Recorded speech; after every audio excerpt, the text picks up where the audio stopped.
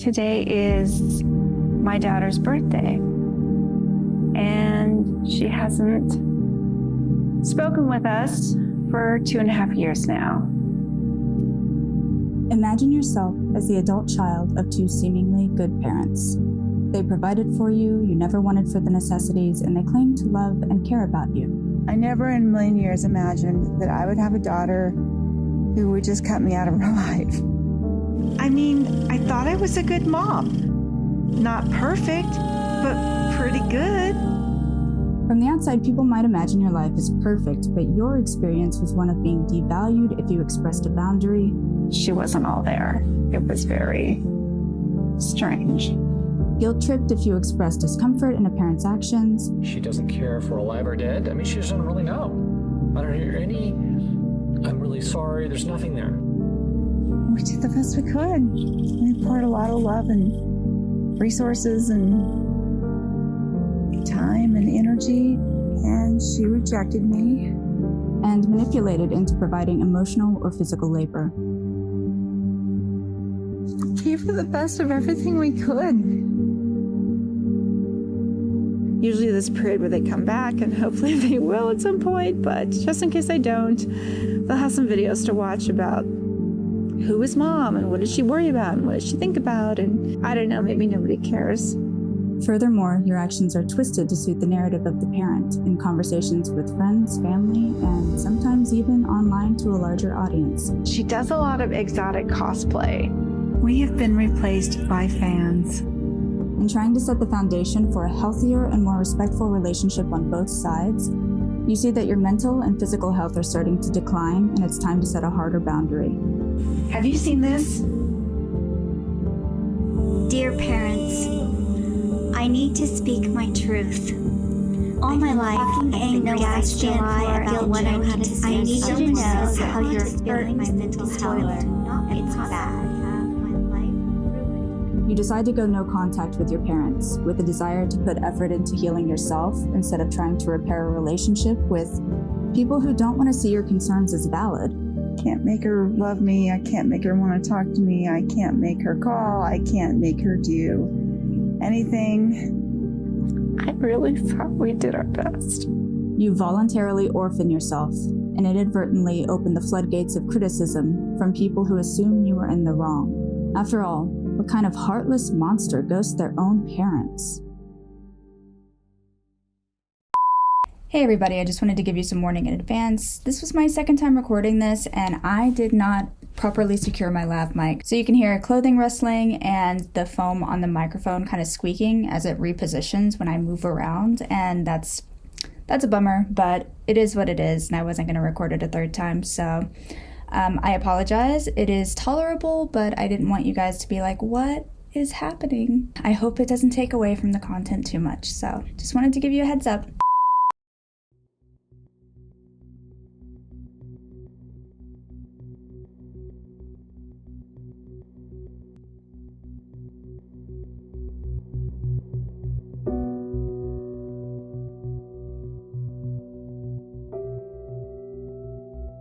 We are taught from an early age to respect and honor our parents so much that when adult children express being estranged from one or more members of their immediate family, they can expect to hear the same advice over and over. Be the bigger person.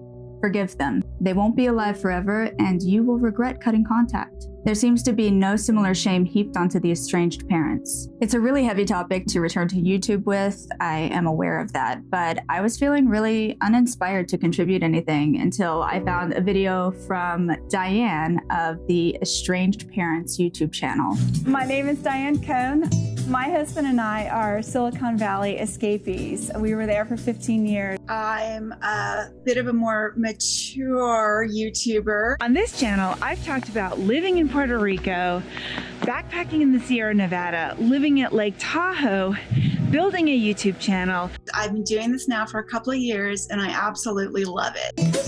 I think what's really different about me is that I'm very much a strategic thinker. My background is in web design, real estate. I've been an entrepreneur.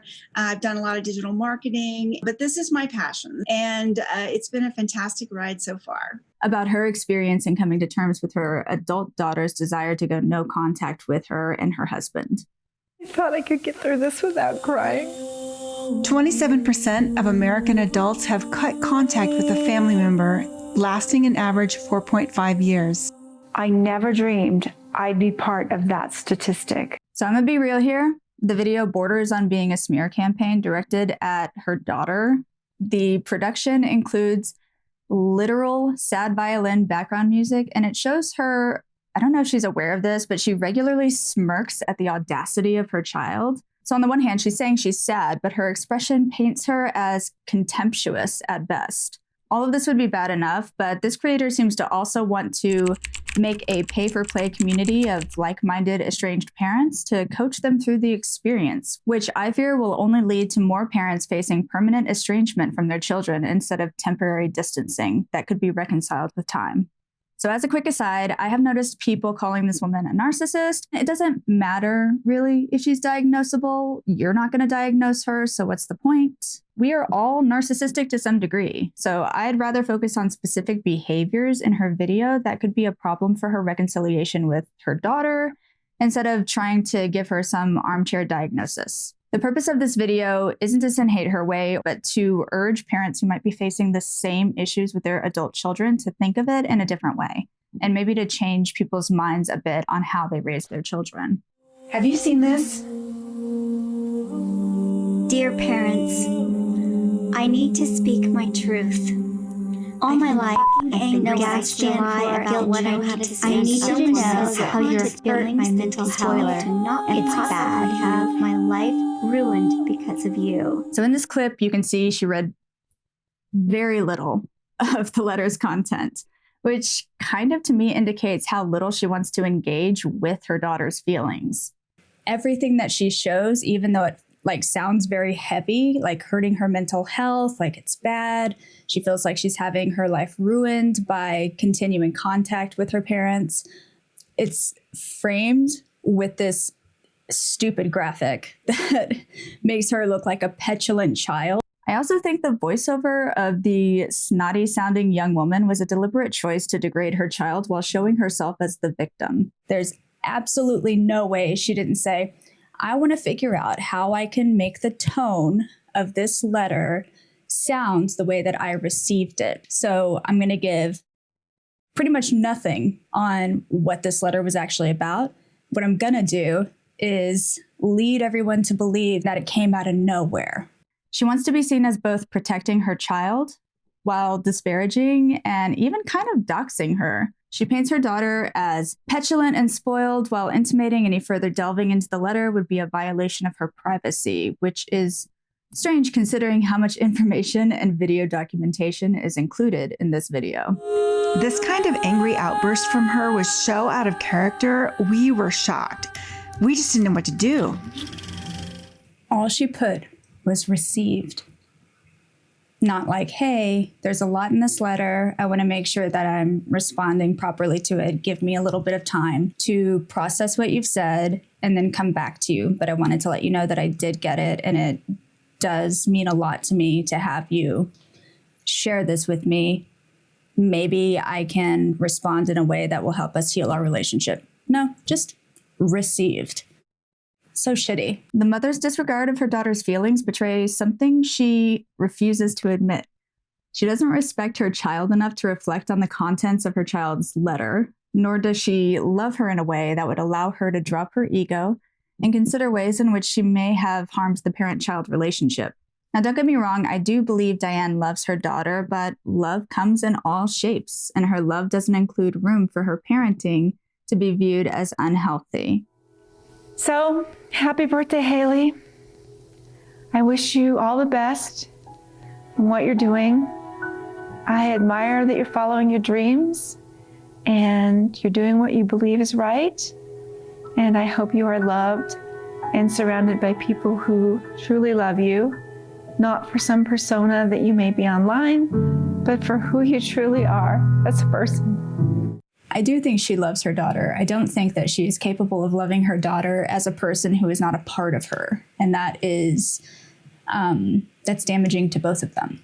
Diane repeatedly states that they did their best, which very well could be true, but there is no attempt to admit that their best maybe wasn't good enough. I mean, I thought I was a good mom. Not perfect, but pretty good. Then I went into the, I don't know everything, but I did the best I could. We did the best we could. I really thought we did our best. Even if you did your best, you did not do good enough. That sucks. That's painful. But get off the fucking cross. Stop crying about it and fix yourself. It's not important to her that her previous behavior harmed her child, whether it was intentional or not.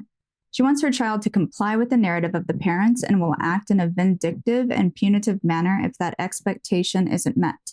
I binged on her TikTok again and found some references to us, including a video dedicated to what she'd learned going no contact with her parents.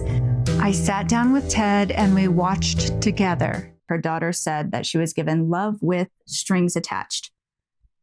Based on this video alone, I have no difficulty believing that that's the case. You know, I think the thing that I guess irks me, that whole love with strings attached thing, I don't get that. I don't know where that comes from. I don't want to be with people like that. Love is... They love you for who you are, not for who they want you to be. Correct. That's how love should be. But that is clearly not how she experienced love from you. You have an idealized version of what you give to her, but I don't think you're willing to admit to what you might actually be giving her. So you can say, like, I love you. And that can very much be true because love is subjective. But when it comes to her experience with your love was given based on whether or not she performed in the way that you anticipated her performing, the way that you expected and groomed her to perform.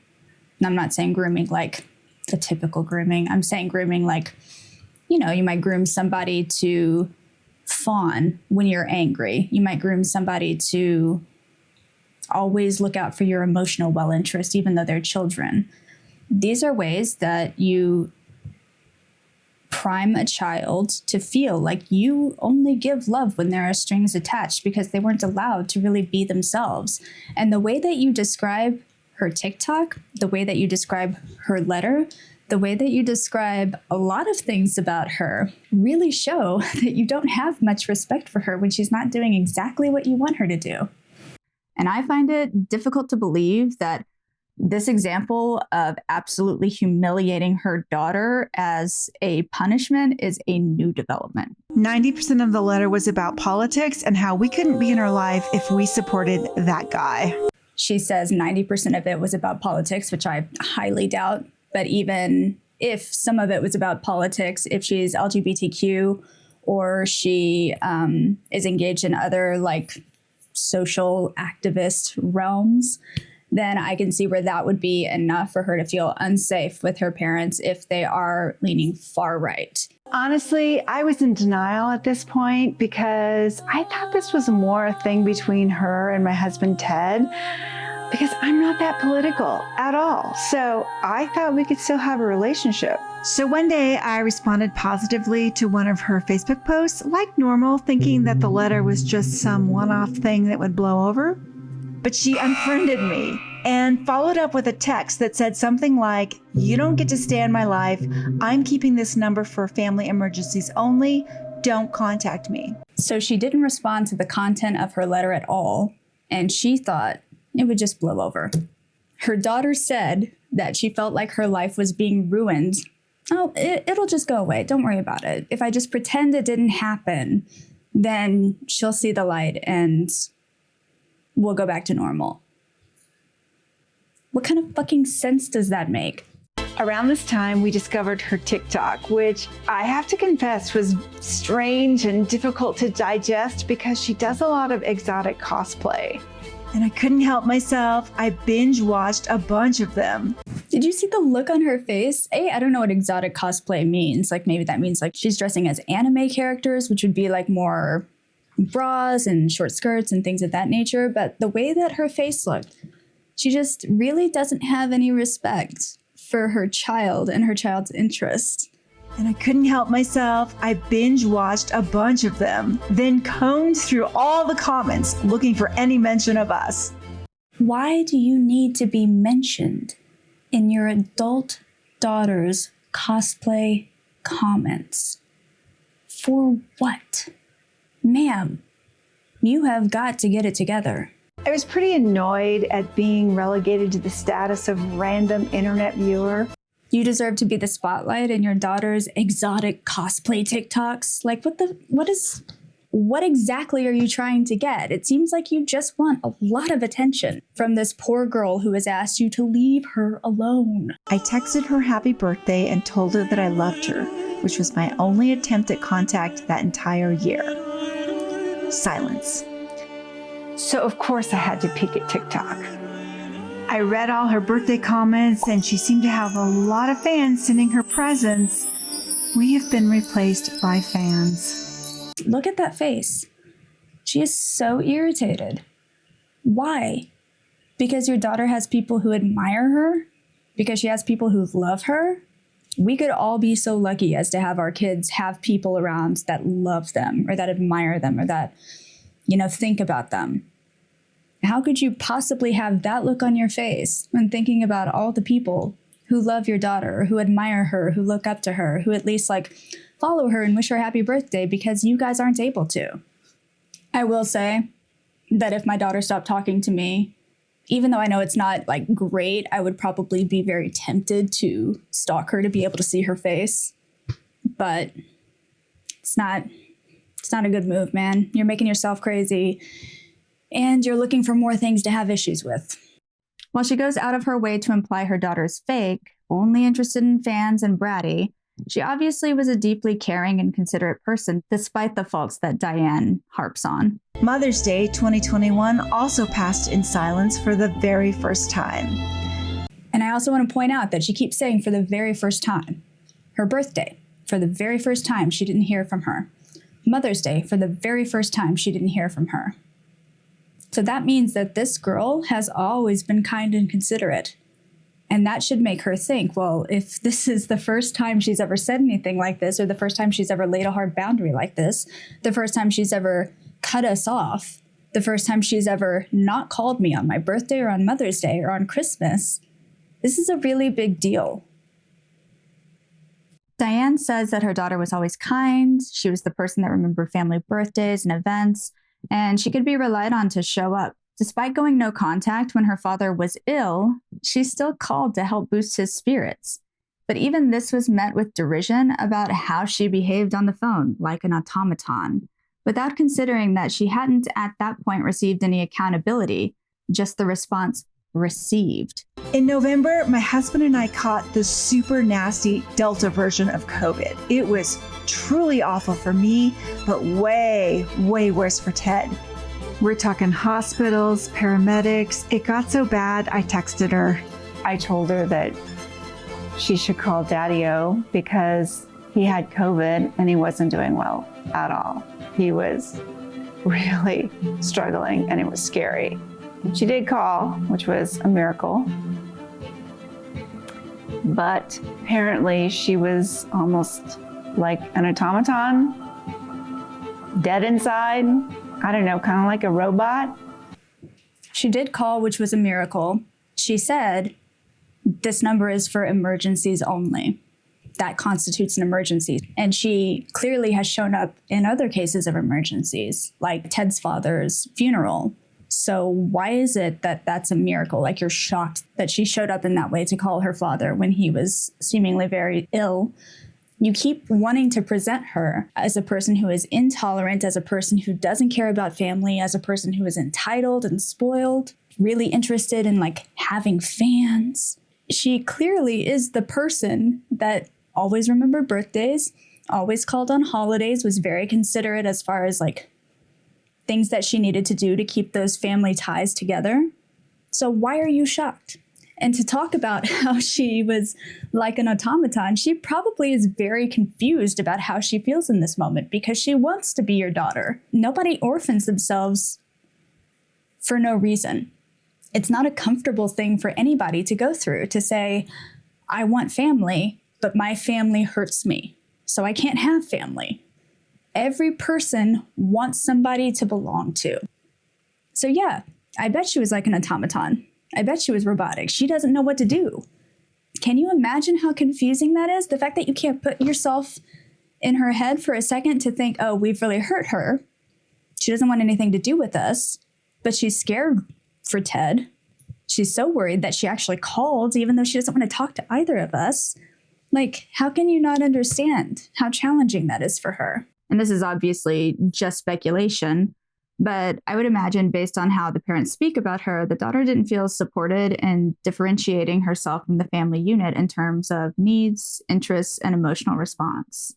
So what is it that makes parents feel entitled to a relationship with their adult children at the expense of the child's mental, emotional, and physical health? My parents are both alcoholics. My dad always worked very long days. My mom stayed home.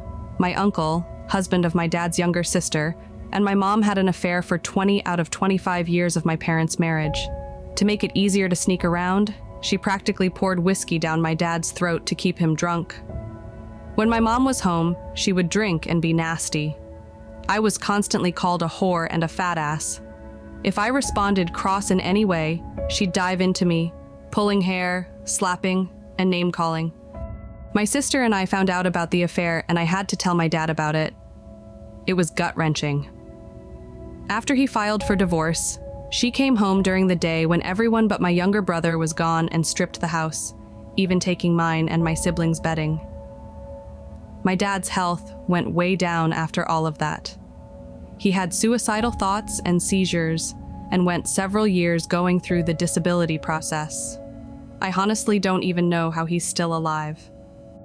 In the past, I would say I wanted to be no contact, but she'd show up at my job or home and call constantly. I ignored a lot of phone calls. She knows all the things to say to make me feel guilty. My mom found out I was pregnant because she worked at the same hospital and caused a drunken scene in my doctor's office. She showed up in my room after I gave birth, even though it was all private. We went years before and years after not seeing her until last year when my grandfather, her dad, passed. At the hospital, my mother and her stepmother said the most disgusting and racist shit the entire time. I kept my mouth shut because I knew if I said something, they wouldn't have allowed me to go to his funeral or know where he'd be buried. I blocked both my mother and her stepmother after that and have been no contact for almost a year now. My family is supportive of my decision, and it has been so nice. I always get a little sad around Mother's Day, but I'm very lucky that I've been collecting moms all over since.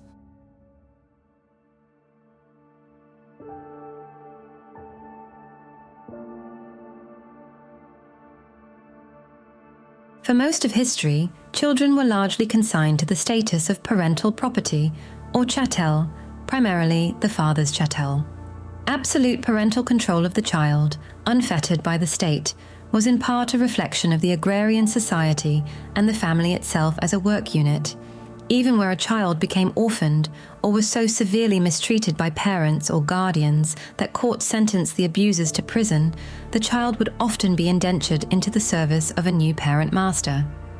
This concept of children having an economic value was often matched with even sterner religious views, in which children were seen as inherently evil and needing a strict, punitive upbringing. Our relationship as parents to children is often bound to a pattern of dominance and authority, with many parents thinking of their children as property in every way but title. I am the adult and you are the child. I tell you what to do and you do it, or I mete out a punishment. You believe what I say you believe and you follow the path I set for you. Not only is this authoritarian parenting style a recipe for conflict as your child gets older, but it negates their ability to form healthy attachments with their caregivers while exploring their preferences, interests, and natural inclinations. It seems like many parents believe you bring a child into the world and then you just fill them with your beliefs, tell them who to be, and dictate how they live their lives. But children are not empty vessels. They're all born with a version of their personality.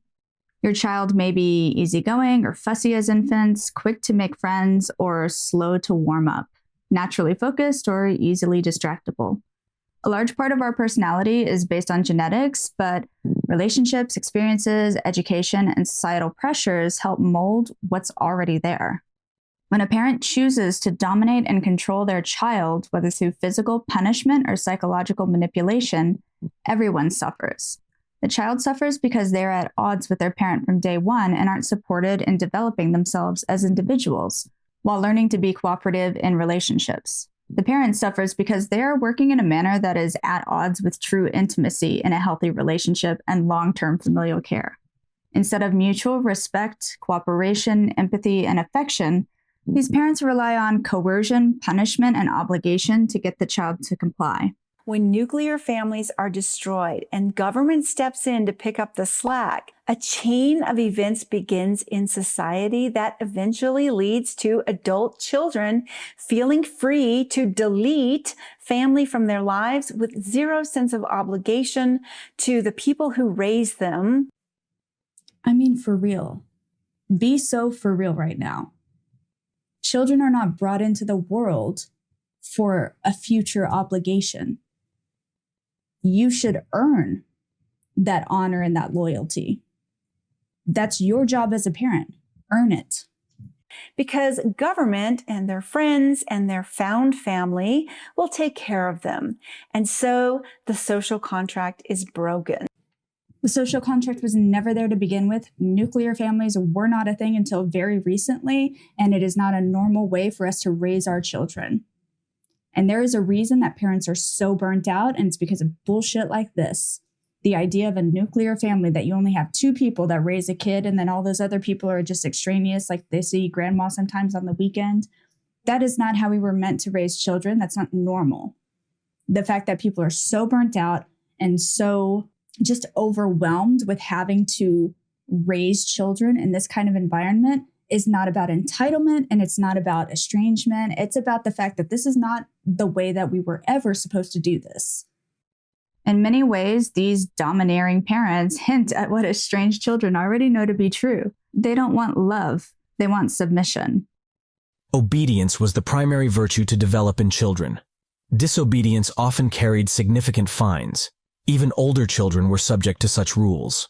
An 1854 Massachusetts law stated, "If any children above 16 years old and of sufficient understanding shall curse or smite their natural father or mother, they shall be put to death, unless it can be sufficiently testified that the parents have been unchristianly negligent in the education of such children, or so provoked them by extreme and cruel correction, that they have been forced thereunto to preserve themselves from death or maiming." I can only talk about what I know to be true in parenting styles that are prevalent in the US, so take this with a grain of salt. The colonial attitude of having human chattel as a right infected American parents' ability to think of their children as separate beings, whole unto themselves. And that sense of ownership has been passed down through the generations. Children are regularly dehumanized, discredited, disbelieved, and used to satisfy the ego and needs of the adults around them. Parents are encouraged to make the child fit into their life, relegating the child to the same status as a pet. I have a lot of philosophical and moral concerns about keeping pets, even though I actually do have pets, but I'll let you guys tell me if you want me to go down that depressing rabbit hole and cry with me. While the rights of children have come a long way in the past 100 years, many countries still drag their feet when it comes to codifying rights that would see children as distinct entities from their parents or guardians. The US in particular has been slow to adopt the United Nations Convention on the Rights of the Child Treaty due to Article 12, which would allow children to have a weighted say in the decision-making processes that affect their lives, obtaining a more balanced role in relationships with adults.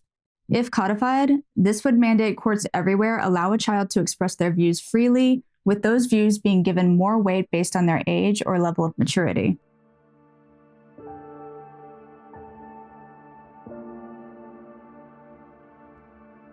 To parents with fearful and controlling tendencies, the world is a threatening place. They overanalyze everything and assume people have ulterior motives. As a result, they misperceive reality and assume hostility from others when there is none. Under stress, Controlling parents with fearful and paranoid tendencies psychologically regress to a black and white mode of thinking. The world is split into the good camp and the bad camp. People are divided between the tyrants and the tormented, the blamers and the blamed, the persecutors and the persecuted. You, as their child, are forced into either an "it's me and you against the world's dynamic," or "it's you against me." Control is the primary driver for abuse of any kind, but child abuse takes the control an adult already has over a child and inflates it. Controlling behavior can usually fall into two categories: overt and covert.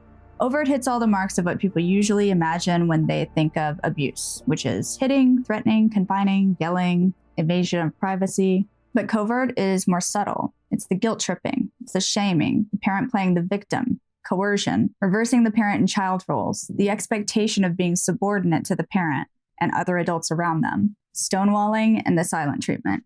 The result is usually the same. The child is either forced or manipulated into giving into the demands of the parent.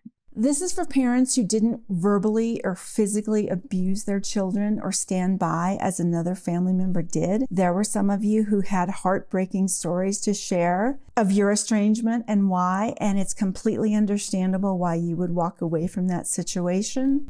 You might not have verbally or physically abused them, but you might have emotionally and psychologically abused them. And if you are unwilling to come to terms with that, then there is no helping you. This channel is really for parents who truly did the best they could in good faith and are honestly a little confused about being cut off because the reasons we're being given seem kind of weak. The no contact punishment power move here seems to far outweigh the level of alleged wrongdoing in not all, but a lot of cases, which suggests a larger societal problem. It's not a power move. Your kids don't want anything from you. How is that taking power from you? It's not a power move because you don't get to control them anymore.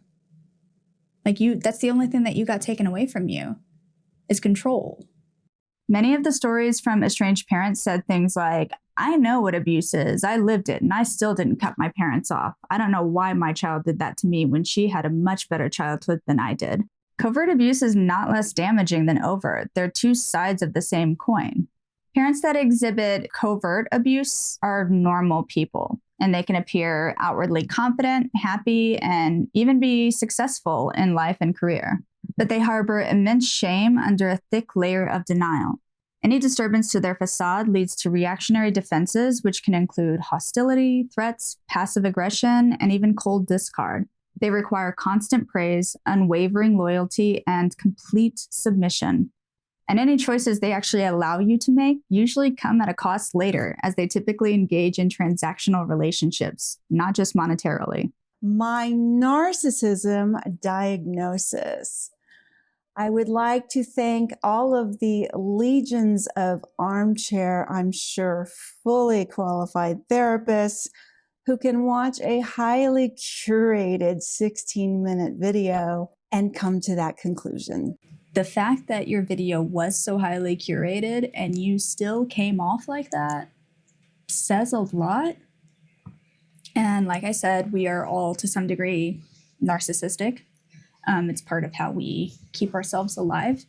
But for some people, that ability to empathize and to intuit how our behavior is going to come off to the people around us is not very developed. But I think that might be part of what is creating a stumbling block between reconciliation with you and your daughter, is your inability to reflect upon your own actions and see the harm that your actions have caused and see how other people might see your behavior. Their inability to be honest with themselves about their actions, intentions, and beliefs tend to shutter them off from true intimacy and connection to the people that they might even love. I think in these videos, you can tell that she is very focused on the way that she appears towards people, but she doesn't have much insight in how she actually appears towards people. So she puts together a narrative of what she wants people to see, but she doesn't see the plot holes in the narrative that she's putting forward. And I think that's really fascinating because when you get into a position where you have complete power over a person, your brain changes in the way that you perceive the things around you. So your narrative changes. You have no real concept of what you're doing, the impact that it has, how people are actually reacting to you versus how you want to see them reacting to you. It's really kind of alarming. And there have been studies done on how power negatively impacts the brain. So that could be financial power, that could be power over a person. So a lot of parents exercise complete and unfettered power over their children. That could be power in the corporate setting and like the business world. That could be power in social settings. So that kind of power could really affect the brain to the point where you start to see changes to the chemistry on the same playing field as people with traumatic brain injuries or people with antisocial personality disorders. So those same changes can happen in your brain. I'm obviously not the expert on this, so you should look into it, but I just thought that was really interesting. People with a high need for control often run purely on impulse to the degree that even they don't fully understand why they act the way they do. And their lack of awareness means they can't acknowledge the effects their behaviors have on the people around them. In fact, highly controlling people often rely on facades so heavily it can almost border on psychosis. It's like a complete break from reality. They project their actions and feelings onto the people around them. They blame shift to indicate if you would just XYZ, they wouldn't be abusive. They yell or use intimidation to gain compliance. They have outbursts of unpredictable anger, conveniently forget their abusive behavior, deny what they said or did, and accuse you of blowing things out of proportion, or twist your words to suit their victim narrative. Going through years of this kind of abuse doesn't just break a person's spirit. It makes them question what they remember, who they believe themselves to be, and leaves them feeling completely incompetent. Her ADHD autism diagnosis. There were some who seemed horrified that we outed or appeared to out her diagnosis. I didn't make this clear in the video, but we learned about that diagnosis from her TikTok account. It's one of the prominent themes of her channel, and no, I will not disclose what it is. We also know from what she shares there that going no contact was one of the worst days of her life. So yes, we understand that it was a very serious, painful decision for her to make. I'm sure she needed the space because she hates conflict. So for her to make this choice, I know it's serious. So you can admit that she hates conflict. So you know it has to be really serious for her to say all of the things that she needed to say to break off from you guys, because she has been taught to fawn and to protect your emotions and your ego to the degree that she does not know how to have healthy conflict. My kid is 10, so I understand that I haven't gone through the teenager years yet, but on a regular basis, I am handed my ass by my child. She tells me exactly what I need to hear about myself, and she tells me when I mess up. My hope is that I will not put her in a position to have to fawn and gain my love back through compliance. And it really seems like that's something that she had to do for you guys. And I'm not saying that you did that on purpose. I don't think you guys are monsters, but I do think that you are lacking in insight from how your behavior and how your treatment of her while she was little impacted her today. Oftentimes, the abuser will play the victim so deftly that even the victim kind of wonders if they're the ones being abusive. Now, imagine the effect this kind of behavior could have on a brain that is still developing. Negative parenting styles can affect children far into adulthood, where they will likely experience low self-esteem, low resilience, difficulty forming healthy relationships, inability to process emotions around negative experiences, mental illnesses, and even antisocial behaviors. In particular, long-term negativity, criticism, and psychological or emotional abuse can lead to complex PTSD, which not only affects your brain function, but the chronic stress from PTSD can lead to chronic illnesses like diabetes, heart disease, high blood pressure, and lung disease. And oftentimes the person who suffered abuse will still feel the same exact anxiety and fear around their abuser, regardless of if that abuser is being nice or mean. They are primed to be ready for attack, and they never feel safe. Admitting that I was angry and holding a grudge was really hard because that's not who I am. I think that's exactly who you are, though. Because the minute you got pushback from her, you were obviously very angry, and you've held on to anger for, at this point, 2 years. You are an angry person. I have had contact with quite a few people in my life who, after having wild attacks of rage or anger out of nowhere, like stomping around and yelling and chasing me through the house, said, "That's not me." Yeah, it is. It's actually you. You just don't want to admit it to yourself because it feels gross. And it's okay for that to feel gross. It can feel gross to be a human with flaws. You've held on to this anger and bitterness for 2 years now. That's an angry person. In response to the authoritarian parenting styles a lot of millennial and Gen Z parents endured as children, many new parents are attempting to adopt a method of gentle parenting with very little experience in having that modeled for them. How can you expect to learn to parent based around a child's cognitive ability and emotional needs when you were primarily taught through fear and coercion, or perhaps even left alone with no one to guide you at all? As a result, you have a lot of parents fully neglecting to give their children appropriate boundaries, lessons in civility, and teaching them to work within their natural temperaments, instead relying on excuses for the child's negative and destructive behaviors. In this parenting style, children are also harmed. Gentle parenting is not permissive. Gentle parenting involves learning about and respecting boundaries, naming emotions, learning empathy and coping strategies, developing cognitive skills and problem solving, and learning to work within community so that all people have a healthy and safe place to be. A recurring theme in a lot of the stories told by estranged children were feeling like they weren't permitted or supported in being their own person. If their beliefs or actions didn't align with what the parents thought to be either religiously moral or in keeping with how they were raised, they were demeaned, ostracized, or otherwise treated poorly. Children have to be allowed to differentiate in a supportive and loving family dynamic. And the fact that so many people feel unable to express their true selves in front of their parents shows that this issue is generational. People with a poorly differentiated self depend so heavily on the acceptance and approval of others that they either quickly adjust what they think, say, and do to please others, or they dogmatically proclaim what others should be like and pressure them to conform. Bullies depend on approval and acceptance as much as chameleons, but bullies push others to agree with them instead of with others. Disagreement threatens a bully as much as it threatens a chameleon. An extreme rebel is a poorly differentiated person too, but she pretends to be a self by routinely opposing the positions of others. In discussing estrangement, I think it's important to bring up the all too common stories of gay and trans children or even unwed mothers being kicked out of their homes. My thinking is that rising estrangement in the Western world is a symptom of much larger societal problems. It's not a new trend. People have been estranged from family members since forever.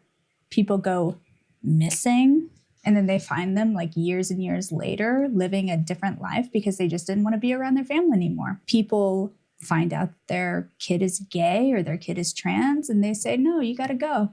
Everybody has a weird uncle who stopped coming around at some point. That's estrangement. We hear about things more all the time now. It doesn't make it more prevalent. While it's convenient to paint this pattern of estrangement as a modern problem, it's disingenuous and manipulative.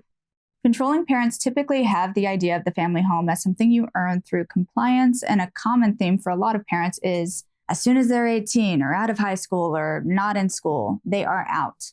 Ignoring what I think about the housing crisis for a second, because, shelter and food are human rights. Even squatters have rights after a certain amount of time on a property, but children are not thought of as having rights to any portion of the home that they spent the majority of their lives in.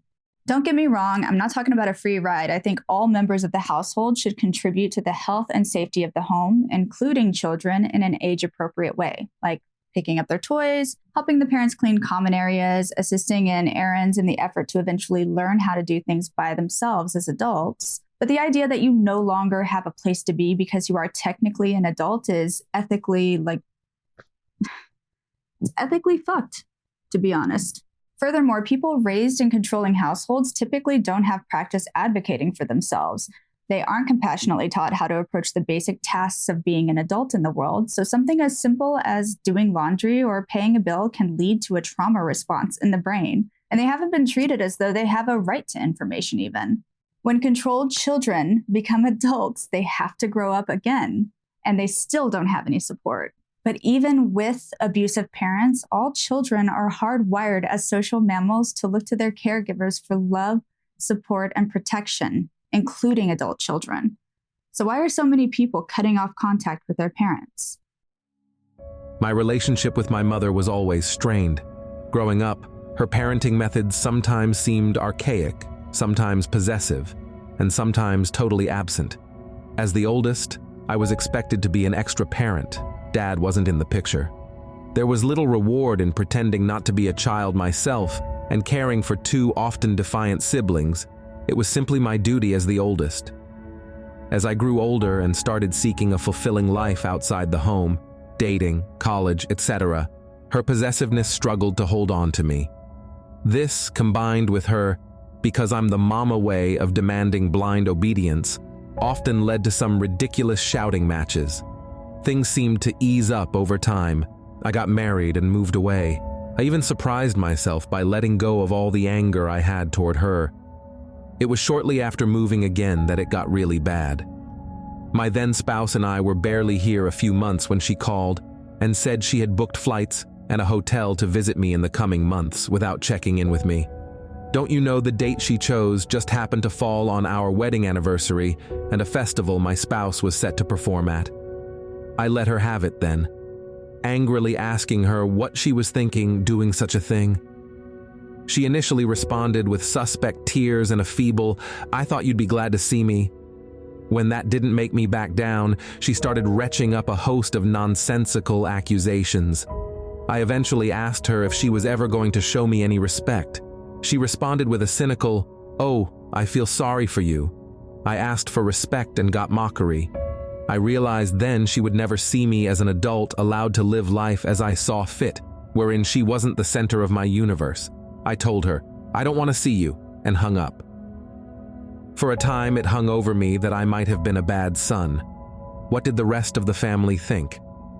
Some years ago, I talked with my brother and he clued me into a few things. It seems, contrary to my assumption, that most of the family knew of Mom's odd behavior and they fully understood my need to cut ties with her.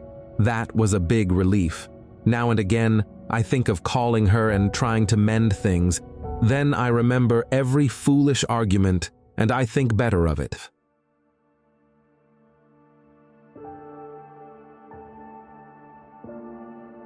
So I'm about to say something that will likely make you sad, mad, or maybe even just check out early from this video. But I beg you, just stick with me here, because I promise if you can get down with this concept, it's going to help you connect with your child as a person. Are you ready? Are we listening? You don't have children with the expectation that they will choose to be your family forever. You do not create a child or take on the guardianship of a child in order to get a future return on your investment. If that statement makes you bristle, you are engaging in a transactional relationship. If a child is born with that as the expectation, you are less likely to treat them as an individual with their own rights, desires, and beliefs. And if a child is born to forever serve you in some way, physically, emotionally, whatever, even if that's just being available to spend time with you, that child is not truly a person in your eyes. They are your property. Society is changing, but is it for the better? What are the other symptoms of societal decay? Rising individualism. Western culture now glorifies unique identities above all else, dividing people by race, gender, politics, and so-called woke ideology. This is leading us to rigid thinking where it's an us versus them mindset. So for those who are not expressly with us, that means they're against us, with many prioritizing their own success over caring for other people. What I think is fascinating about this is rising individualism is always pointed at younger generations rather than older generations refusing to accept that other people should have rights, and that just because you don't believe something is good doesn't mean it's bad. So people will always say that they have these principles, no, we just want you to be safe. We want you to, have love, whatever it is that you're doing, as long as you're happy and you're not hurting anybody, that's fine. But when it comes to actually standing for those principles and maybe having to give up some power and some pride to really stand by what you say your principles are, they're nowhere to be seen. So that's not you having principles. If you're not actually sacrificing anything, those principles don't exist. They're just lip service. There are a lot of ways that parents betray their children's humanity, including but not limited to forcing them to eat, wear, participate in things that don't align with their reasonable preferences or interests, forcing them to engage socially with people who are not respectful or kind to them, not supporting their privacy and safety needs and boundaries around friends and family, and expecting them to always choose to be around you and show you love, regardless of their feelings about your behavior towards them. And before you try any of that gotcha shit here, I'm talking about reasonable preferences. All children need to eat veggies and brush their teeth. That's not what I'm talking about. There are just so many ways that we can cooperate with their preferences and support their self-advocacy. Even if we're struggling, even if it is difficult, or even if there aren't many options, there are enough ways that we can be empathic to what they're going through and to helping them learn how to advocate for themselves and figure out what works for them and what doesn't work for them. Now, a big part of being an adult and growing up is recognizing that not everyone will like you and you will not like everyone, and that is okay. You find your people in life and you try to be the kindest person you can be by practicing empathy, even when you don't like someone. When your child grows up, they may not like you, and that's okay. You are not owed their presence. You were not owed anything for caring for them while they were children. That was the very least you were required to do. You chose to raise them. They didn't have a choice then, but they will when they grow up. When you don't feel entitled to your child's affection and time, you'll try harder to be a caring and considerate parent. Sadly, at one point, I had to text her to let her know Grandpa died, Ted's dad. She'd had a good relationship with him. I was very matter of fact about it. He died. There's a memorial. Here's the Zoom link. This was still during COVID. She told you she didn't want to contact you anymore. You repeatedly texted her, emailed her, posted on her Facebook, just convinced that all of this love that you were putting out there would fix the situation. And now that you have an opportunity to really show up for her, to really say, hey, babe, this is the worst way for me to tell you this. And I'm so sorry that we're not in a good position for me to support you right now. But your grandpa died. I'm really, really sorry. I wish I could be there for you. I know that you guys had a great relationship. Instead, it's just, he's dead. Here's the Zoom link. So it's like when it's on your terms, you're more than happy to show your true colors. You had to tell her this information. You had a piece of information that you could have framed in a really positive way. Not positive, because it's not going to be positive, but in a loving way. And that's when you chose to be curt and careless with her. She did attend, to her credit. We were glad to see her there, although we didn't see her there. She didn't have her camera on and she didn't say anything. She was there. You worked so hard to paint her as an asshole. Why? For what purpose? What is this doing for you? To her credit, she clearly was the person who remembered birthdays. She was the person that was very much emotional support animal for you. So why would you say it like that? My dad died on Christmas Day, but I didn't bother to tell Haley because she didn't really know him.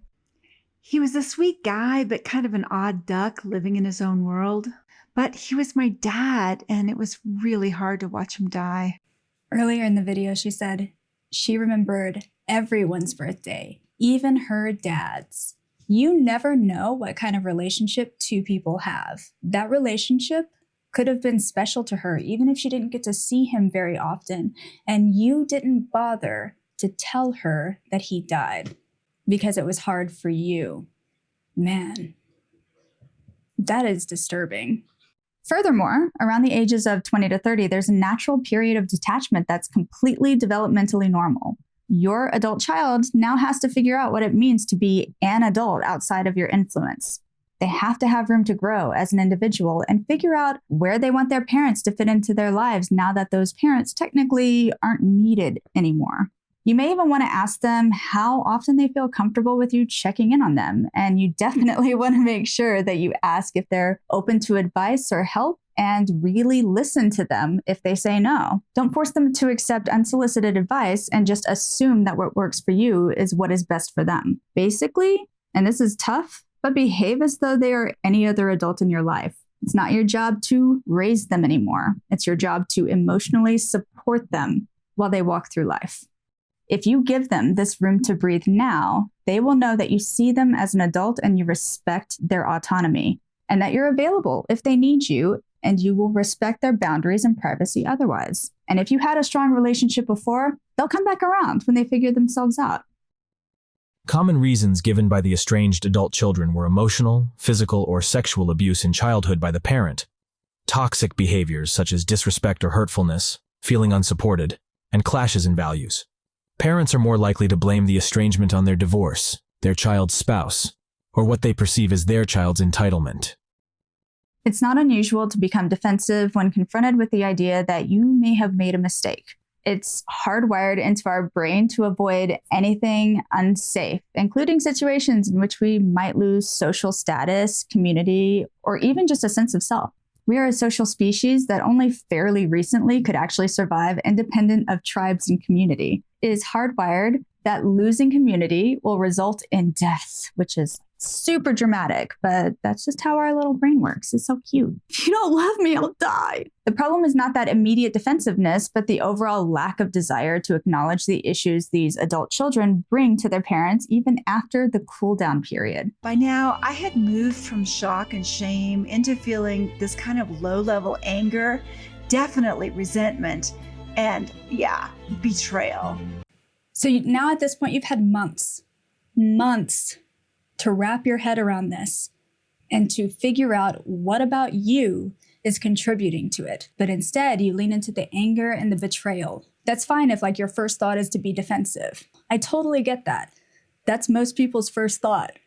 But after you take a breath and after you have a cool off period, you should be able to reflect on what ways her letter was accurate about your behavior and about the way that you guys have related to each other. Her not having a good relationship with you, not wanting to stay in your life, is your fault. She was a child. She had no power in the situation. When you take all the power in a dynamic, you then take all the responsibility. It's on you if you have a bad relationship, if you didn't develop that bond of both people being able to speak their mind freely, be heard, be themselves, feel respected and appreciated for who they are and what they bring to the table. That's something that you develop from the time that they're little, and you're not always going to get it perfect, but you can do well enough so that your child doesn't want to stop talking to you. The overall vibe is very much the belief that I am a good person and a good parent and old connection is more important than my child's safety, security, and sense of belonging. It's frankly just a lack of emotional maturity. What I find troubling about this video from Diane of Estranged Parents isn't that she was initially hurt and defensive, because that's normal. All of us are like that. If you say that you're not like that, I want to know you. I find it troubling that she was able to go 2 years into estrangement, still seeming to harbor a lot of anger and resentment about her lack of access, without seeming to arrive to a place where she understood that she might need to take some accountability for her actions. My dear Eeks, aka Estranged Adult Children, named after the Reddit group that sent so many of you here, your assumptions that my husband and I engaged in zero introspection or take zero responsibility for this relationship because we didn't choose to share all the details with the entire freaking internet, that is 100% faulty thinking. God, I hope so. But here's the thing. You painted yourself as not doing any sort of introspection. So you led everybody to that assumption. That's on you. I think you are fine at editing and putting together a narrative. You painted very clearly what your priorities were. And at no point did you talk about accountability. As a reminder, the platform you are on is called YouTube, which means you, as a creator, tell your story. This is a very gotcha moment for her, but it's not working because the story that she told is it's not subtle. It's very much I'm the victim because my daughter was hurt by me. There's no gotcha here. we get it. You did this voluntarily. You said YouTube. So we're saying that the person that you present yourself as is not the same as the person you see yourself as. Those two things don't really meet in the middle. Not that they never meet in the middle, but they certainly didn't for this video. And you upload your story to the platform and people can share your story or not. But yes, the video was about me. It was from my perspective. The problem is not that it was from your perspective. The problem is that your perspective is self-absorbed. That's all. That's all. Both she and her husband seem to feel entitled to a level of care from their children that reverses their roles. And even Ted says something about how Haley doesn't care if they're struggling, which is obviously not fucking true and really dramatic. That indicates that she was expected to support her parents' emotional needs at the expense of her own feeling of safety and security. And now that they have the opportunity to support her emotional needs, they feel betrayed because they are being required to give up what they thought they were entitled to. Children who grow up under the weight of their parents' emotional needs tend to care to an almost crippling and codependent degree, which is probably why she had to cut contact to focus on her own healing. Over and over in my interviews, I heard estranged people say, "I have no idea why this occurred." And then they'd list a lifelong history of conflict, unmet expectations, and criticism of the other person. People are so disturbed by the estrangement that they become extraordinarily defensive, and it becomes an almost insurmountable barrier to reconciliation. The people who reconciled worked their way through that and were able to understand the role they played in the estrangement. Diane clung so fiercely to her sense of betrayal and entitlement that even after that initial video was up, she posted another talking about how children are entitled and addicted to the internet and toxically woke and intolerant of other beliefs. When people can't afford the basics of life, they tend to freak out. They're worried about their future, their literal survival. They're not sure the root cause. Life just seems unfair. So they seek comfort on social media and maybe at universities, and they find safety in ideological groups that provide answers and allegiance. But they expect absolute loyalty to the collective, a collective that often encourages people to jettison toxic people or anyone who disagrees with them, including family. Partially true. People do seek out comfort in having a reason for something. So if you are, let's say, you were estranged, you feel threatened, you feel like your identity is at risk here, and you are also looking to viral YouTube videos, viral memes, you're looking to all of these things that you claim to be dangerous to justify the way that you perceive all of this. You want to say, oh, well, this is the reason that my daughter doesn't want anything to do with me. It's because of social media. It's because of wokeism. It's because of the fourth turn. It's never about you, right? You were saying everything but what could possibly be the truth, which is that parents have been doing a shit job for a long time, and you may have done better than your parents, but it still wasn't good enough. And now we actually have the information. We can actually look it up now. You didn't have that when you were a kid. And if you did have it, you might have estranged from your parent, because I don't think that your parenting techniques came about in a vacuum. Just like hypnosis, they can literally become hypnotized and be led anywhere. This effect is almost cultish, leading them to denounce and sever ties with anyone who disagrees with their worldview. How many people on Facebook unfriended those who supported Trump? How many people blocked those who questioned taking an inadequately tested vaccine? The COVID hysteria is a perfect example of this phenomena in action, as was Hitler's Germany. Like, that's when you know that somebody does not have a good point to make if they're comparing anything less than genocide to Hitler. Like, that is what you actually can compare to Nazism and to Hitler's Germany. You can compare an active genocide.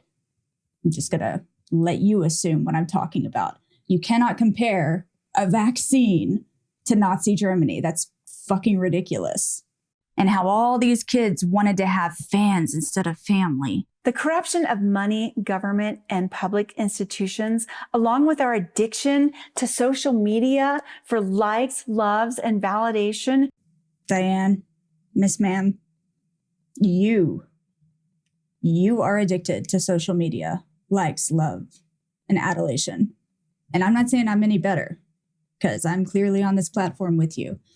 But you don't get to talk about social media like you don't engage in it in the very same way. For those who are not expressly with us, that means they're against us, with many prioritizing their own success over caring for other people. Our culture seems to be becoming more and more narcissistic. More and more narcissistic. The culture seems to be becoming more and more narcissistic. A lot of that has to do with the way that children are raised. Like, you can't raise a child, say, I didn't intend to raise a child like you, and act like it's not your fault. You did that. It's very rare that a child is just naturally an asshole out the gate. And all of us have the ability to be narcissistic and to be laser focused on our own navel.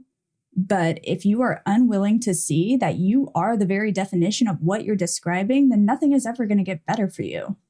Where we can be as nasty as we want, hiding behind our screen names, leaving holier than thou comments to make ourselves feel better. I mean, just watch who swarms into the comments beneath this video.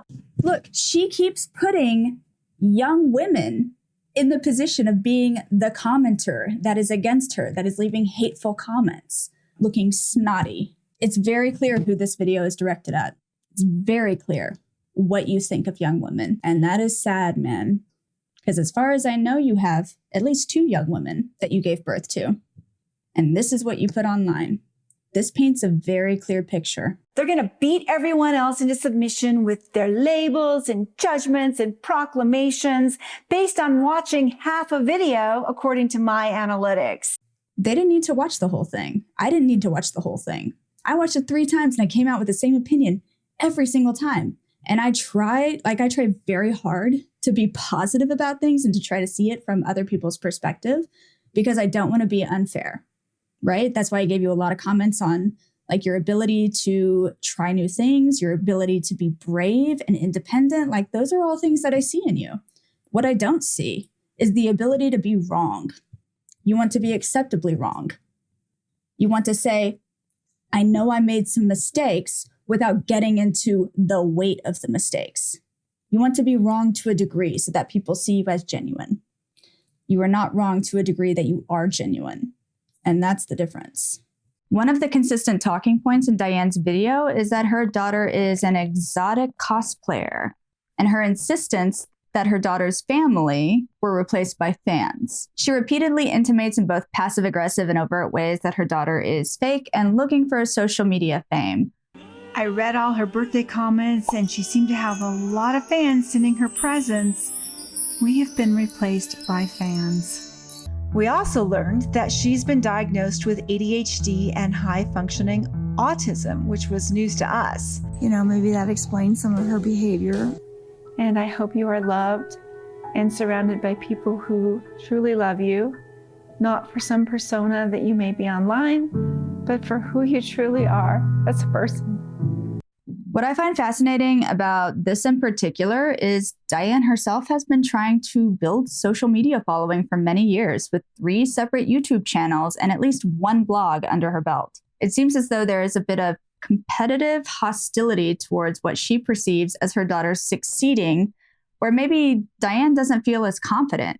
And you know, I've watched some of her videos. She's pretty engaging. She's clearly intelligent. Like, there's absolutely no reason for her to feel competitive towards her daughter because they are not playing the same sport. And they're sure as fuck not in the same arena. Like, they're 2 different locations.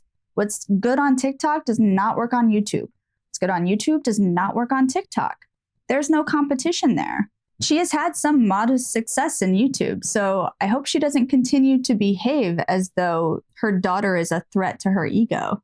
I also don't want to suggest that I think it's a bad idea for her to talk about her feelings or struggles with being an estranged parent. I think there's a lot of useful dialogue to be had here.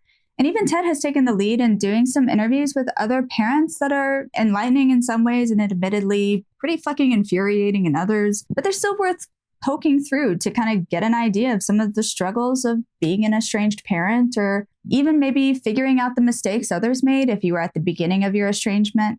My issue with this video in particular is that it is incredibly short-sighted in how she paints the situation almost as a moral failing of her daughter, instead of taking the opportunity to do some real soul-searching. I don't think it was a particularly brave approach from a woman who camps solo and isn't afraid to travel the world alone. Like, she seems like she can be a real badass in a lot of ways, and I can see how much consideration and thoughtful effort that she puts into her work, including her YouTube work.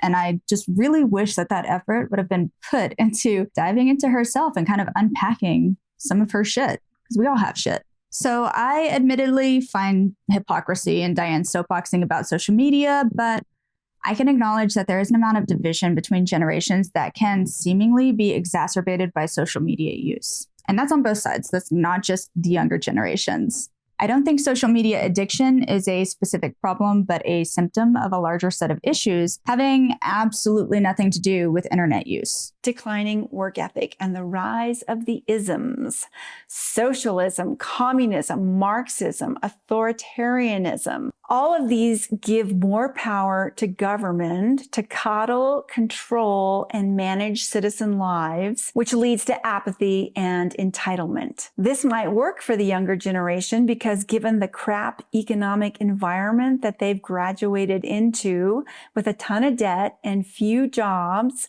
who wouldn't want a universal basic income so that, you can sit around and make TikToks and play games all day? Look at the stock footage that she's showing. She is desperate to make it seem as though younger generations just don't want to work and they just don't want to have to engage in something that makes them uncomfortable. And that's why this estrangement is happening. Universal basic income benefits everybody. Everybody, including rich people. Universal basic income lowers crime rates, makes it easier for people to be with their kids and raise them properly, which means there's less aggression, there are less personality disorders out there. Like, if we actually took care of people, a lot of the problems that you're describing just wouldn't exist. But instead, you think of that as entitlement. It has nothing to do with that. We spend trillions of dollars, just our country, on war, on military installations, on all sorts of shit that we, citizens, don't actually get any benefit from.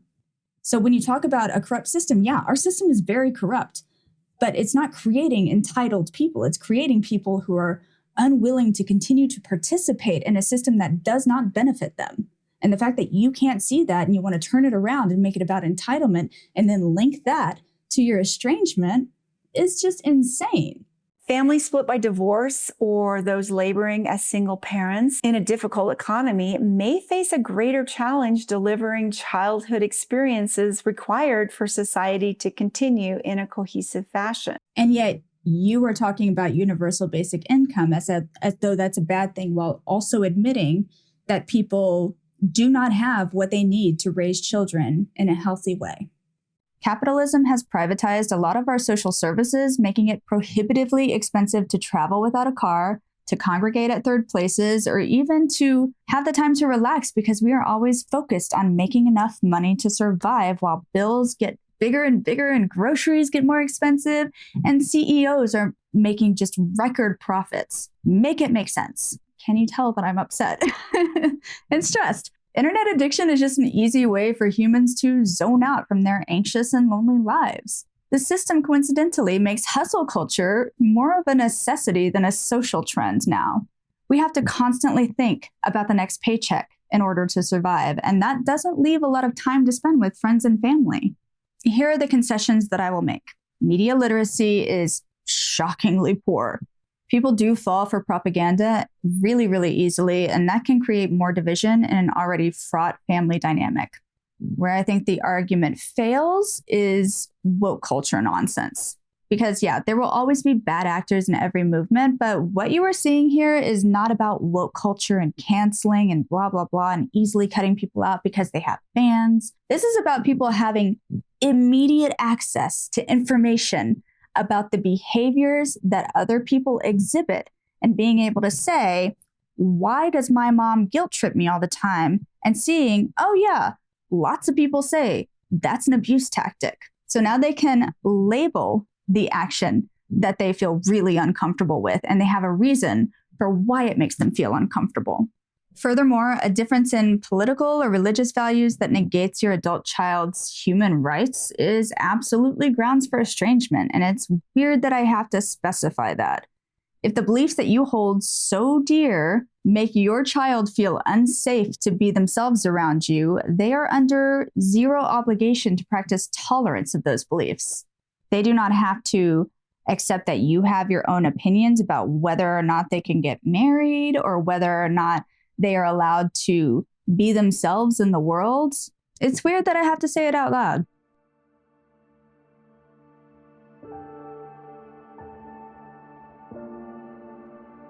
A close family member told Holly, "She's your mother. You should love her," which Holly finds grating. We would never tell a woman who's been abused by a partner, "You should go back to him, to the person who hurt you and will continue to hurt you." But we do for people with abusive parents, and it makes me very mad. If I wanted to be miserable and anxious all the time, I'd go back to my mother. There's no doubt that estrangement is painful regardless of which side you're on. It usually involves years and years of suffering and trying to find a way to repair the relationship before adult children decide the situation is hopeless. Furthermore, you may even see a pattern of lesser estrangement as the child attempts to assert boundaries and express to you things that make them uncomfortable or even feel unsafe in your presence. Overwhelmingly, adult children will tell stories of attempting to bring up things that they are uncomfortable with, memories they have of traumatic incidents in their childhood, or specific incidents of abuse and negligence, only to be met with defensive and dismissive reactions from their parents and even outright denial. Over time, it becomes clear that the parent will not try to repair the relationship, refusing any accountability or responsibility of care. Most estranged children describe feeling heartbroken and lost. The person who is supposed to be your safe space can't make room for your feelings and won't treat you with respect and consideration. When nuclear families are destroyed and government steps in to pick up the slack, a chain of events begins in society that eventually leads to adult children feeling free to delete family from their lives with zero sense of obligation to the people who raised them, because government and their friends and their found family will take care of them. And so the social contract is broken. What is the problem with turning to friends for that social support? You know, before agriculture and all of that, we weren't just with family. We had a lot of variety in the people that we were with. The idea of a nuclear family, like breaking apart those intergenerational social support systems that we had at one point, that was all done on purpose so that people would have to work harder. The natural state of the human is to live in much more community than we have. There is no issue with depending upon friends for social support, especially if your family is not engaging with you in a healthy manner. If you know that your mother or father or grandparent or whoever you're estranged from is mentally, emotionally, or physically, maybe even sexually abusive, why would you put your child in a room with them? You wouldn't. There's no reason to keep that person in your life if they're going to make your child suffer the same things that you suffered. Pair that with society's obsession with the destructive nuclear family instead of multi-generational cohabitation, almost seeing parents as a deity to forever serve and revere. And you have a child that is already in a rough place, knowing they have voluntarily orphaned themselves as a way of protecting their health, while having to sidestep questions every holiday, every first date, and even from well-meaning acquaintances and coworkers. Everyone wants to have a home, a safe space with people who truly see you and love you unconditionally. But when the very essence of who you are as a person and your value in the family is dependent upon whether or not you will parrot the party line, no matter how it hurts you, home is not safe. One online article aimed at pensioners blames individualism, divorce culture, psychotherapy, and a child's immaturity for estrangement. Even therapists commonly blame, dismiss, or disbelieve their patients who are describing estrangement. Women are especially likely to be stigmatized. Some people limit their social interactions to avoid discussing family. Since the pandemic, it has been widely reported that the U.S. is facing a mental health crisis, which is a whole nother story. But not everybody can afford professional help. And these days, that professional help is more likely to recommend that you go no contact or estrange family members because they are toxic than they ever did in years past. No. I don't know if you've ever been to therapy, but that's not how therapy works. A good therapist, I'm not saying there aren't bad ones, but a good therapist does not just say, yeah, just cut off your family. They, in fact, don't directly tell you to do anything because it's not their job. Their job is to help you find coping strategies and to help you come to what you need to do for yourself and to direct you towards patterns of thinking that aren't working for you. A therapist is not just going to tell you to cut off your family because they're toxic. That's not how therapy works. And I don't think that you've ever truly engaged in therapy if that's a belief that you hold. Even with our smaller and more fragile family units, extended family will still resist further fracturing by attempting to repair rifts for the estranged. Triangulation in and of itself is not abusive behavior if all parties are working in good faith, because that dynamic of mediation can help two people reach a common ground. The problem with triangulation in an estrangement is that the victim is likely to hide the reality because estranging is stigmatized. And the perpetrator will reach out to third parties to break the no contact request and gain sympathizers. So not only does the victim feel unsafe around the perpetrator, they also feel unsafe around the helpful rescuers. 90% of the letter was about politics and how we couldn't be in her life if we supported that guy. Honestly, I was in denial at this point because I thought this was more a thing between her and my husband, Ted, because I'm not that political at all. So I thought we could still have a relationship. Ted's sister got involved to see if she could help, but Haley immediately unfriended her, which was surprising because the two of them were politically aligned. Well, then that just tells you this is not about politics. So you said it was 90% about politics. Ted's sister got involved. They're politically aligned, and she gets blocked as well. It's called flying monkeys, I think, is what it's called. It's like triangulation. It's like, well, I can't get to you. I can't get you to see that what you've done is hurtful to me and that I feel really, really bad, even though it may or may not be justified.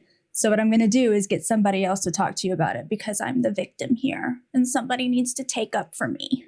After all, if you had been abused and your family told you to just let it go while pushing you to maintain contact with your abuser, would that seem in any way to be a loving familial situation?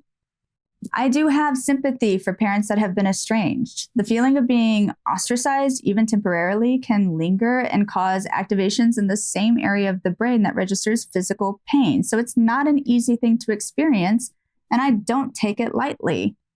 But regardless of the pain it causes you very likely caused equal or more pain to your child.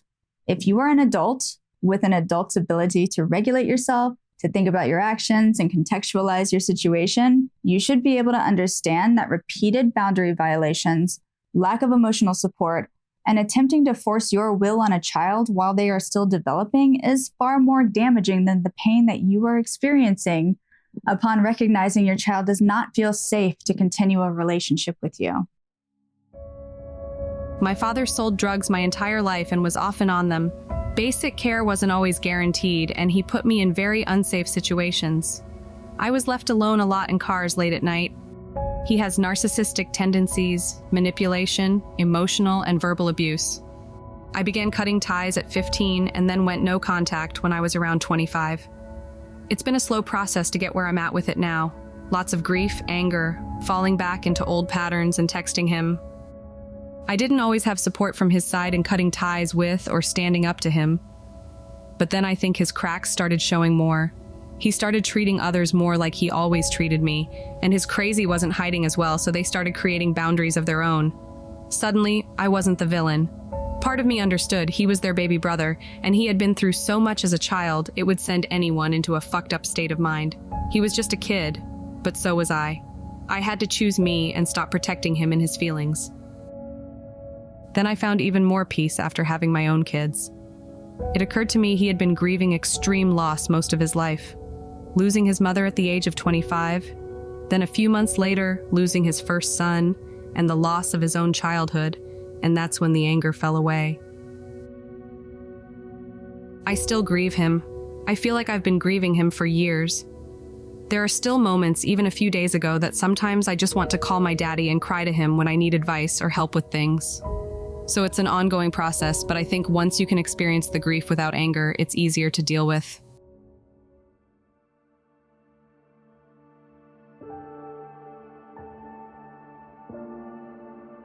A lot of estranged parents talk about forgiveness or grace when expressing how hurt they are by their child's actions. They talk about empathy as though their children haven't expressed themselves repeatedly with absolutely no attempt at resolution from their parent. On the 1-year anniversary of her angry letter, I emailed my sad letter response. I started off with a story about the time I saved her from choking to death on a candy wrapper when she was a baby. I'm just going to be blunt here. You opening it by talking about how you saved her when she was a baby makes it sound like you think that she owes you. No, that is the very least that you were supposed to do. You're supposed to keep them alive. You're supposed to keep them fed. You're supposed to keep them healthy. You don't get a reward for that. Then I went into the I don't know everything, but I did the best I could reasoning. Then I went on to calmly address some of the points in her letter. I apologized for not being the parent she needed, but I also expressed dismay at her level of intolerance, which I probably shouldn't have done, but I wanted to be honest and basically just wished her the best of everything in life. If you add a but to anything, then you didn't mean what you just said. I'm sorry I wasn't the parent that you needed, but I wasn't perfect, but I was good enough. I'm sorry I wasn't the parent that you needed me to be, but I don't understand how you're so intolerant. I wish you the best in life. How fucking dismissive, man. I ordered Joshua Coleman's book, Rules of Estrangement, scanned a couple of chapters out of order, including the amends letter section, which I could not stomach because it required far too much contrition. Like, it's all the parents' fault. So you took a big step in purchasing a book, but then you heard, oh, well, these are the things that you need to do to be a safe person, for your child to want to be around you again. And one of them is to write an apology letter and to just admit to everything, to not make excuses, to not offer up things that they did as reasons that your behavior was okay, to just say, these are the things that I did, and I'm sorry that I hurt you. And I hope that I can keep working on myself so that you think that I'm a safe person to be around in the future. But in your mind, that requires too much contrition. I don't know where the limit would be for me if my daughter said, I don't want to see you anymore, for what I would need to do to get her back. I truly have no idea what I would have to be asked to say, no, that's a bridge too far.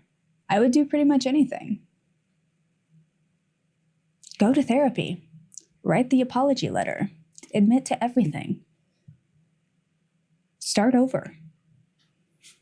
Expecting someone to let you continue to hurt them in the same way over and over is not kind. And it is also not an act of grace on their part. Forgiveness is not a blank slate. Forgiveness is not the same thing as pretending it never happened or making excuses for it. Forgiveness and grace are internal processes. You can have both of those things because you don't want to continue to live in anger and pain, while also not wanting anything to do with the person you are forgiving because they repeatedly prove they cannot be trusted. Many people also misunderstand what forgiveness is. I don't want to equate forgiveness with you now have an all-access pass back into my heart, says John Deloney, author most recently of Building a Non-Anxious Life. That's not the way forgiveness works. That's not a healthy version of forgiveness. The last 2 minutes of that video are for my daughter, who I can't speak to, who doesn't want to speak to me. She may or may not ever see that video and hear those words. I don't know. But they're there for her in case she finds them. And you can misconstrue them. You can make faulty assumptions and you can leave nasty comments all you want, but those words aren't for you. They're for her. At the beginning of this video, you said it is called YouTube. You post a portion of your life or your story on YouTube, and other people can engage with it and share it. So now you're saying that that one portion of the video is sacrosanct to some degree because that was only directed at Haley, your daughter. And you don't know if it'll ever get to her, but you made damn sure to tell a whole bunch of details about her and her life and her interests so that people could find her, and she probably will see it. It is hard to believe that you, as a wildly intelligent person, because I can tell you are, wouldn't see that that would get back to her. You wanted to make sure that you look like the victim so that hopefully somebody would post it along to her to triangulate for you again, to be your rescuer. It's just wild, man. As a reminder, my daughter went no contact, and she talked about that on her TikTok account a year and a half ago. Per her wishes, I have not attempted to contact her for the last year and a half, so I can't reach out for her side. You were already crossing boundaries, though. You crossed boundaries. You gave us her name. You told us what her interests are. You told us that she had a TikTok that was at least popular enough to get attention from fans. You told us about when she made a post about going no contact with her parents. Whatever shit show you're making here for yourself, she probably doesn't want to be involved in. So I'm not going to find her, but I bet other people have. You already doxed your daughter. You need to point the finger back at yourself.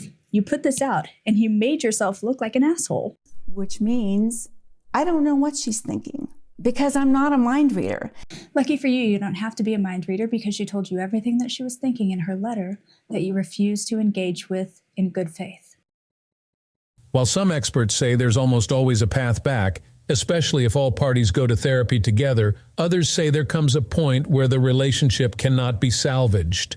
If it does finally get to that place, and someone says, "I don't want you in my life," and they've put up a boundary, then your attempt to jump over that boundary and track them down and say, "What did I do? What can I do?" is a violation of their boundary, says Delaney.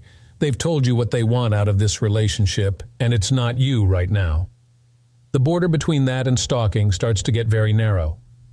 At the end of the day, the choice left is to grieve that deep loss, he says, and continue to work on yourself. There's good news in all of this, if you're interested. There is evidence to say the majority of estrangements are temporary. While it takes both sides being able to work together toward the common goal of a better relationship, there's still hope even after your child tells you they don't want you in their life. If you want the best chance at reconciliation, it's time to start working on you. Now, it's tempting to go to a therapist and talk about what's wrong in your relationship with your child, but that's just a symptom. It's not the cause. So it's time to reflect on what experiences in your childhood impacted how you parented. You can love your parents and still see that they hurt you. Those two things are not mutually exclusive. I threw myself into a new YouTube channel and took a month-long camping trip around the US. After my dad dying and losing Haley, I just needed to get out and start living my own dreams now before it's too late. I brought the Coleman book with me on this adventure, but I didn't read it. I do want to say positive things about her because there is a lot that I think that is to be admired about her. What I think is really cool about her is that she does kind of throw herself into projects like this. That requires a lot of guts, but when it comes to doing the really heavy introspection, she can't be brave because she has to be perfect, right? Because you can be brave with your body, hiking up several miles to a mountaintop by yourself and then camping in your car at the end of the day. That's really brave, but that's just brave with your body. When you're brave with your soul and when you figure out that you've done things horribly wrong, it requires a lot more healing on your part.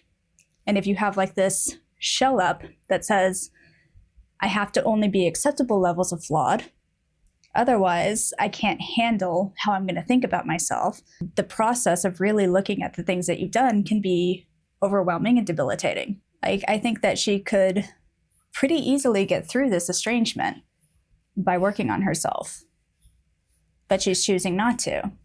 Once you figure out how to unpack the shame, guilt, and hurt from what you experienced growing up, you will be able to truly make amends for how you brought those same issues into your parenting. All it takes is one person to start to heal that generational trauma. You still won't be a perfect parent because nobody is, but if you show your child you love them enough to work on your own issues, you will have a better chance. I was still low-level bitter and resentful over being ghosted. You weren't ghosted. She told you. She said, I am not interested in continuing my relationship with you for many reasons, none of which we got an insight into. You act as though she did not tell you, and you act as though you are owed. You are not owed anything from your daughter. And now if she wants nothing to do with you, that's not ghosting. That's her making a choice because she's an adult, and you don't have any power over her anymore. Now you got to try to form like a big girl relationship with her, not like a relationship where she's a subordinate. Now, the last part, the part that is definitely the most difficult for both parties. Even if you become mortally ill, your child might not want to reconnect. Even if you get to your deathbed and you reach out in your final moments to try to make those amends, to make that process of moving to the great beyond a bit easier for you both, they might reject you. The truth is they've probably thought about this eventuality a lot more than you have, and they've had to accept that anything could happen after they choose to go no contact. They've already decided that the pain of you dying before reconciliation is preferable to the pain of living with you as you are now. That sucks to say out loud. It's uncomfortable, but it's true. So you can use your time wisely now and make yourself the healthiest person you can possibly be, so that if you get the chance to make those amends, it will really count. I believe in you. I hope you believe in you. And I hope you are able to reflect on your relationship with your child and get through the shame and the guilt and understand that you can actually have a better relationship with your child at the end of all of this. Make good choices. Guess who's back? Back again. Long fucking script. Tell a friend. Hello again. Hi. Nice to see you. Did you miss me? It's okay if you didn't, because you didn't notice that I was gone. That's totally fine. It's been fucking years. I want to start this channel back up. I want to continue doing stuff here. I want to be footloose and fancy free on this channel. I'm not entirely sure what direction I'm going to take it. I think it's just going to be like a collection of the bullshit I want to do. Maybe some video essays, maybe some reaction videos. So that's what's happening now. And if you're not on board for that, like, I literally just have way too many interests to make it just one thing, because I will for sure get bored if it's just one thing, because I have ADHD. Yeah. What have you been up to? No, I can't hear you. So write me a letter. Like, comment, subscribe. Definitely comment. Tell me how you've been. I still have a website. I basically have not touched it in years, but it still exists. And there will actually be the full script with all of my resources and everything. But yeah, that's all. I love you guys. Mwah. See you next time.